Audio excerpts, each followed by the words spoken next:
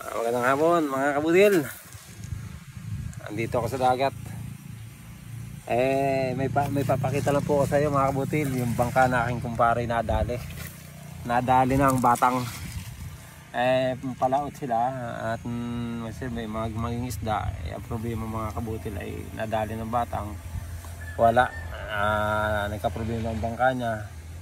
Nakakalungkot mga isipin. At least ganun da ang nangyari pati sa kanya, no? Mga kabutil, pakita ko sa inyo. Ayan. Butas, wasak. At another butas. Ayan ang butas. Kasi po mga kabutil kuhan, tumama po yung LC sa kahoy. Ngayon nagka-problema po pati yung loob ng mga anak. Ayan po. Ayan, putol. Ayan, naputol yung cross joint. Ayan, putol pati yung kahoy na yun. Mabuti lang po at sila magkakumboy siya na nasa likod niya, kaya siya ay nakita, palubog na yung bangka niya, ay nakita siya. Ayun, kaya tinulungan, hinila ang kanyang motor. Ayan, naabot na raw po dito ang tubig. Ayan, ay nasa laot na po sila. At least mga kabutil, talagang marunong pa rin ang Panginoon, ano?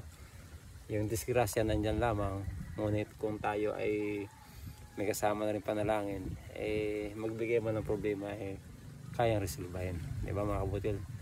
Ganoon na po ang buhay natin.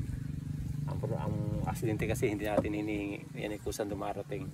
Ang mahalaga ay tayo ay handa sa lahat ng oras.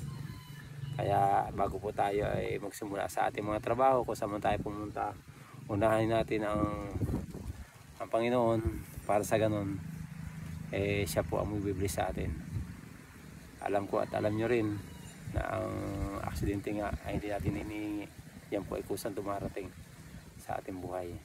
Kaya ang maganda lang po, lagi tayong handa. Ano po mga kabutil, ito po ay isang pagsubok lamang. Kaya naman gawin yan, saglit lang yan. Baka ang kabutil nyo ang gumawa bukas siguro, para po ito ay makanin. Hindi naman po karpintero ang kabutil nyo, pero tayo po ay walang problema. At kumpare, tao lang po may gawa niyan, kayang kaya. Mga kabutil,